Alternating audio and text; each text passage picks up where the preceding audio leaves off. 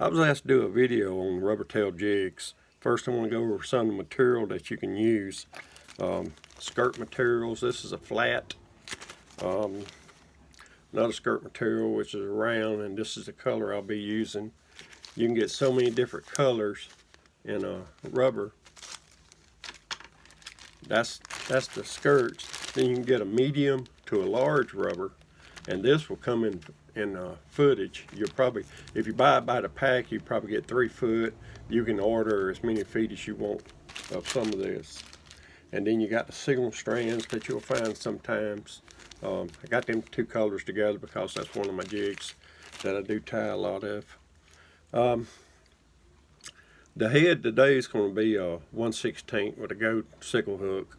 It's got a custom mix gray on the bottom, and then I powder a little bit of red on which will be the bottom of the jig head once it's turned like it's supposed to be. This is the jig we'll be tying. As you can see, it's got a longer tail, and that tail is going to be for shooting docks or shooting it out and letting it drop down to brush pile. It don't take much in the rubber on your tail. Like I think I got about 7 strands in that jig, and it's going to have all the movement that I want. Okay, so let's get to tying this. I'm going to use a gray 140 diameter thread.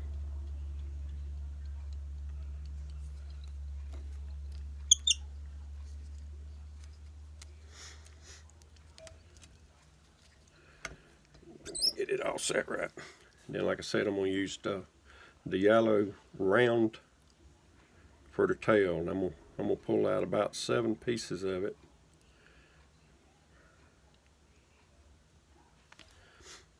And cut it right off the stem. All right, just like any other jig, I'm gonna run the thread back halfway, get the rubber caught, and tie it back toward the head. All right, now this is the part that is really important, you know, as far as tying your jig. You can leave it just like it is and start winding it back down toward the hook point, but you really have no control over it. But once you get it all done, it'll still look okay. You have to twist on it or whatever to get it straightened out. What I like to do is, once I get it tied in behind the head, take and put your pressure on it and pull that rubber out, tie it off, and then you got your jig sitting on top of your hook.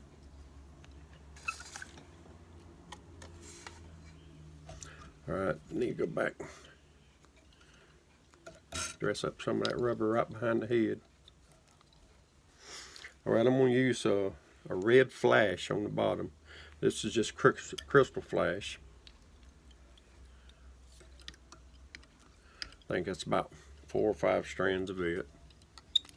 All right, then I'm going to use a dubbin for the body. This is Tyers Dungeon. It's a Sea Dragon dubbin done. If you hadn't checked them out and hadn't bought anything from them, go check them out. He's got real good prices and a pretty good selection too. Real nice people to deal with, and he's going to get it to you quickly. I normally don't do ads, but this guy, he deserves a try.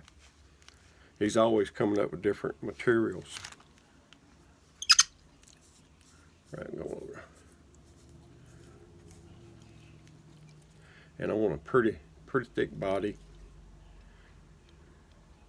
And once I get finished, I'm going to actually comb it out a little bit to make it look more buggy, because that's what this material is really meant to do. It's got a mix. Sometimes it'll have rubber pieces in it. Sometimes it's just according to what mix you buy from it. So you can see it's already looking buggy. Tie it off. I ain't even going to use cement on this jig. But that's your jig, and that's how simple it is to tie a rubber tail jig. Like I say, you can take your brush and pick it out just a little. You don't have to pick it out much. You're going to have to cut some off.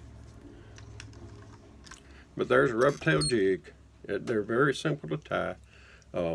You can use short or you can use long. It's just according to what you prefer. And like I said, that was the done body material. And as you can see, I normally wet my fingers to get the dubbing to go on my thread. I just have to do that. It's the only way I can get it to come on. But try your rubber jigs out. You'll be really surprised, and you're gonna really love the rubber tail jigs. You know, like I've told you before, be sure to carry a good mix when you're fishing, because you never know what the crappie wants or whatever fish you're trying to catch. You can tie that in a 30-second and get on down to the brim, or a 1/80th, 1/100th, 1/64th. It's just endless opportunities. So guys, I hope this helps you, and good luck on the lake.